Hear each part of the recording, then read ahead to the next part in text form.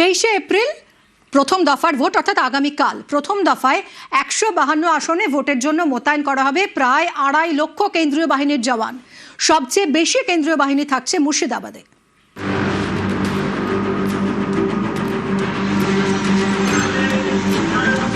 পশ্চিমবঙ্গে প্রথম দফায় ভোট 23শে এপ্রিল, দ্বিতীয় দফা 29শে এপ্রিল। প্রথম দফার ভোটে কোথায় কত কেন্দ্রীয় বাহিনী মোতায়েন করা হবে তা চূড়ান্ত করে ফেলেছে নির্বাচন কমিশন।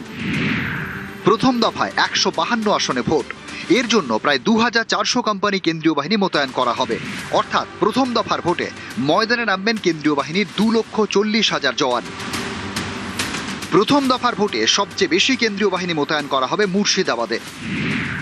মুর্শিদাবাদে 240 কোম্পানি, জঙ্গিপুরে 76 কোম্পানি, পূর্ব মেদিনীপুরে 273 কোম্পানি, পশ্চিম মেদিনীপুরে 271 কোম্পানি, বাঁকুড়ায় 193 কোম্পানি, বীরভূমে 176 কোম্পানি, মালদায় 172 কোম্পানি, কোচবিহারে 146 কোম্পানি, পুরুলিয়ায় 151 কোম্পানি, আসানসোল দুর্গাপুরে 125 কোম্পানি, জলপাইগুড়িতে 92 কোম্পানি, দক্ষিণ দিনাজপুরে 83 কোম্পানি, আলিপুরদুয়ারে 77 কোম্পানি, ঝাড়গ্রামে 74 কোম্পানি, রায়গঞ্জে 71 কোম্পানি, ইসলামপুরে 61 কোম্পানি, দার্জিলিংয়ে 61 কোম্পানি, শিলিগুড়িতে 44 কোম্পানি, কালিম্পংয়ে মোতায়েন করা হবে 21 কোম্পানি কেন্দ্রীয় বাহিনী।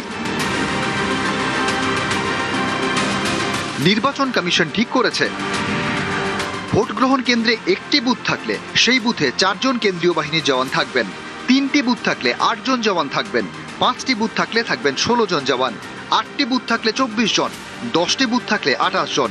প্রথম দফার ভোটে 40,000 রাজ্য পুলিশ মোতায়েন করবে কমিশন।